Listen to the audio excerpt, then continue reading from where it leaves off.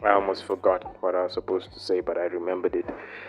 What up, YouTube? My name is Riz Ill, and I'd like to welcome you back to my channel. Today we're gonna be doing a first-time reaction. Another one. We're gonna be doing a reaction to a band called Choking Victim, and this is my reaction to Choking Victim, Crack Rock Steady. This was suggested by at the Sound of Violence 630. Thank you for your suggestion. I don't know how long it's been since you commented this, but I have finally reached the point where I can do this reaction, and I thank you for your interest. I thank you for your support, and I'm here to do this reaction. So let's get to it. I'm gonna be reacting to the lyric video. So yeah, without further ado, here we go.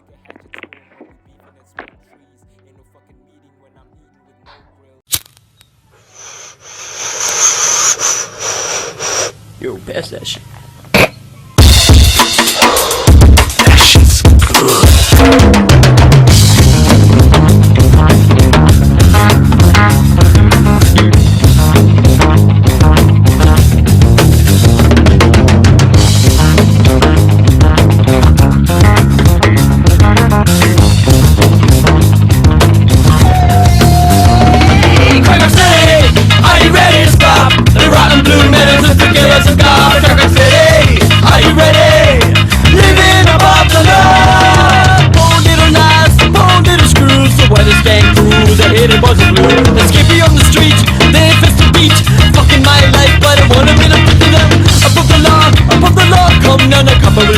Today I didn't down, now I lay him down low. Let's hang him up high. Let's take all of these piggies and have them crucified. Cracker City, are you ready to stop the rotten blue men and forgive us a god? Cracker City, are you ready?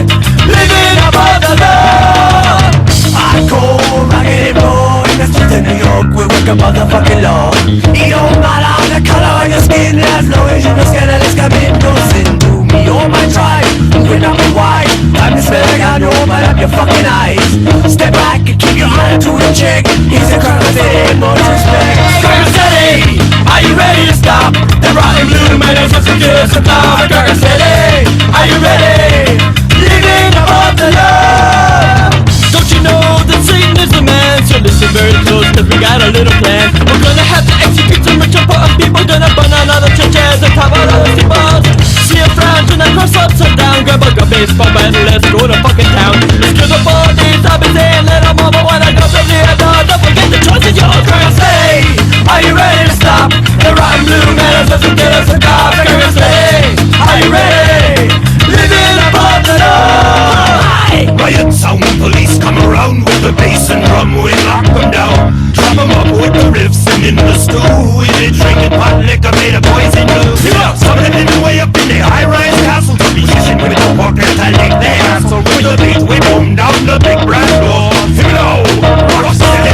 Cracker City, are you ready to stop the rotten blue men and just go kill some god? Cracker City, are you ready? Living above the law. Are you ready to stop the rotten blue men and just go kill some god? Cracker City, are you ready? Now stop! Cracker City, are you ready to stop the rotten blue men and just go kill some god? Cracker City, are you ready? Now stop!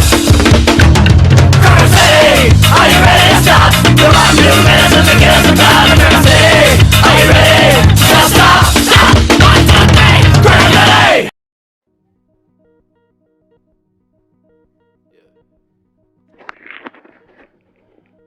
Okay, well that was that.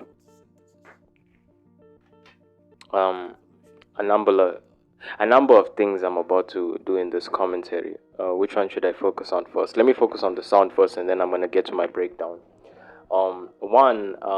The instrumental that they created. I'm presuming natural instruments. Obviously, I think back in the day, I think the song was maybe from the 90s. Maybe I'm forgetting what I was told, or whatever. It's reminiscent of honestly the early what you call the early Disney days. Not Disney like back in the day with Mickey Mouse. I mean the Disney Channel era with like shows like Zeke and Luther, even Stevens and all of that. You know, those boy shows. It's reminiscent of the type of instrumentals they had over there scoring those type of shows. So immediately identified it and identified with it, and it was nice. It took me back. Two, which one should I address first? In terms of this, I sort of have a question before I go into this breakdown. I wonder, you can answer in the comment section, whether um this was just like a regular they weren't really taking this seriously, and they just like singing a song for the sake of singing a song pertaining to killing police and all of that. And in the same breath, it's like they're talking about being a white gang doing this. It's sort of reminiscent of some of the early rap songs that were honestly not just like advocating for like killing cops or whatever, or killing police officers, but like they basically a lot of these rap records, despite them being misconstrued by popular media at the time, rap wasn't as popular as it is now.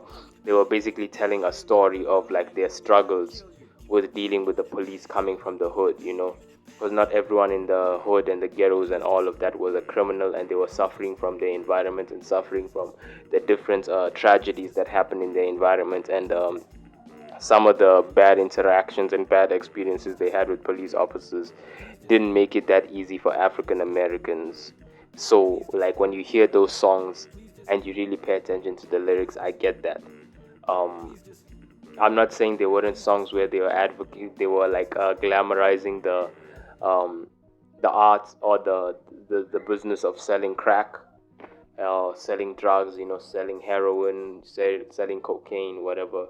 Um, but a lot of those songs were, yes, there's white people that also participated in the drug trade, Italian mafia, etc., etc., even Irish mob, whatever it is, even some politicians.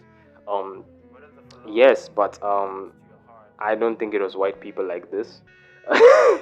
This has more of like a suburban feel and a suburban sound to them. Not to discriminate, I don't know who they are, and I sort of rushed into this reaction because I came from doing something outside, and then I what you call working, and then I came inside to do this reaction.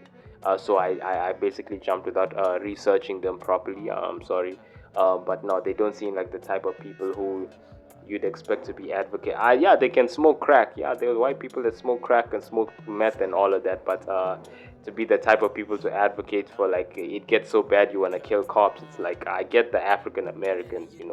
But even with that, bro, like if you even watch like movies like End of Watch by Jake Gyllenhaal and something Pena. I forgot his first name. He's basically his co-star is the guy who's like Ant-Man's best friend, the Mexican who always tells interesting stories.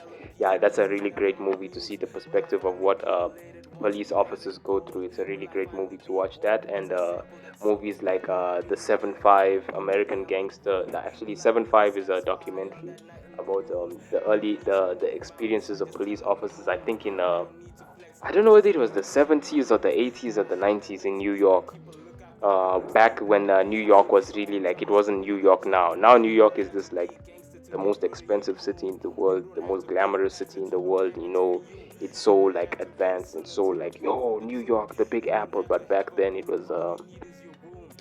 wasn't easy to be there basically. And you should really watch these documentaries and watch how dangerous honestly it was to be in New York at the time, and what these different like police departments had to deal with.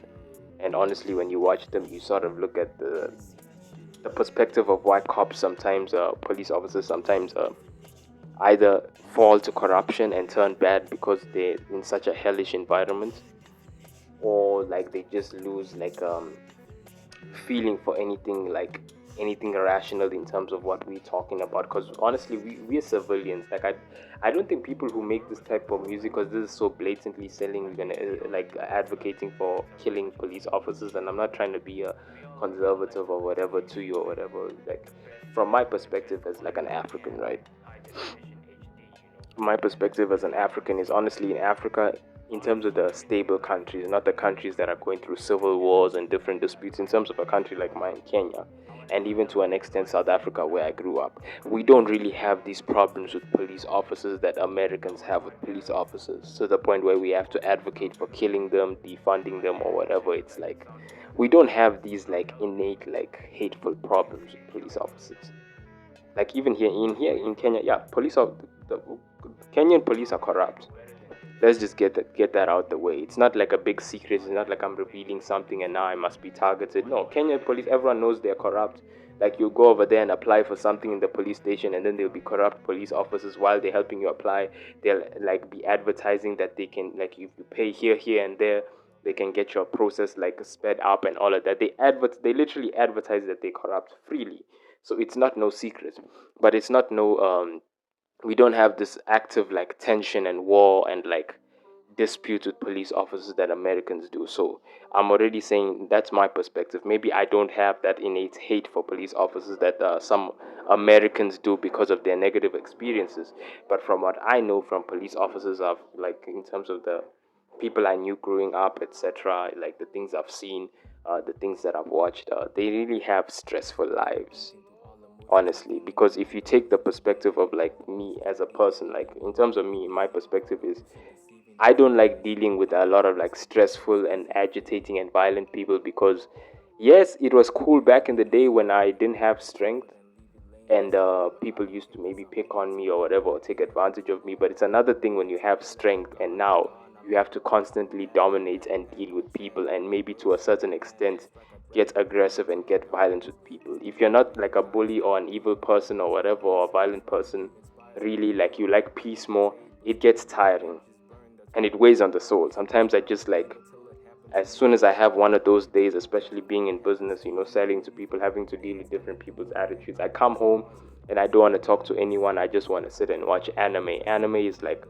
one of my things that I turn to just like calm my spirits and like, just turn me into a kid again and put me in a positive place. That, the Bible, etc., because honestly, like, people are very, hey bro, let me not get into that negative space. But then I think, imagine what it's like being a police officer, where I'm in business, but police officers, it's their job to deal with those type of people every single time they walk out of the door. As soon as they walk out of the door, they have to deal with these type of people too. A repetitive constant, like, and they have to deal with them from the lowest all the way to the most dangerous, in terms of cartels, drug dealers, even serial killers, criminals, whatever it is. They have to deal with the most intense type of people, and that is their job. They have the most dangerous job next to, honestly, the military. Like, right below the military, you get, honestly, police officers. Now imagine living that life and being constantly scrutinized. I'm not saying all police officers are great. Yes, they are bad police officers. They are corrupt police officers. But imagine like being in that job and you haven't really done anything, which I feel is the majority in like stable countries like mine.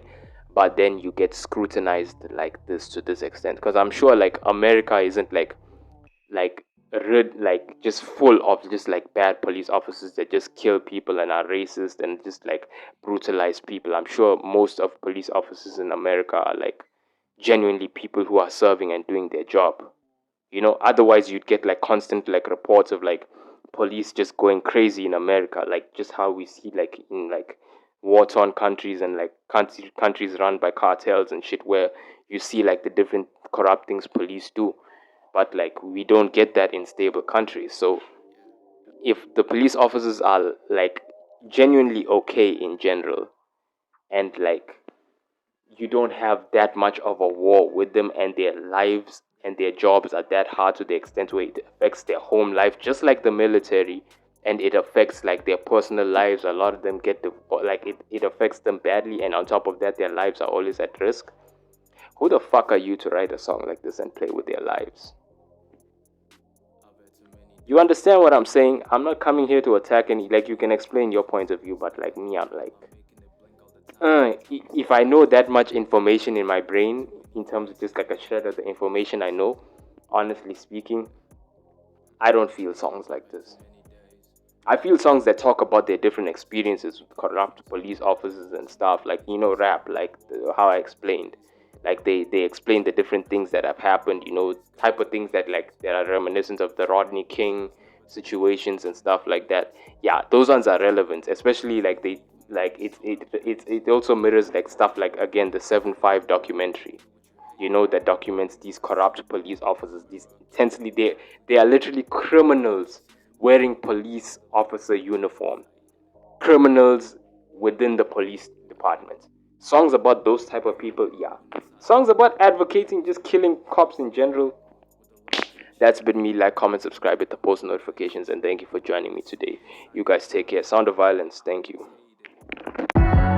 I'm in the jungle and really lacking in hustle. My eyes shuffle the gamble of mind games. I'm living in time frames, coffins and blood stains. The evils of my shame, the gore and the side pains. We've been talking money for a while and lack same. We've been trying to put together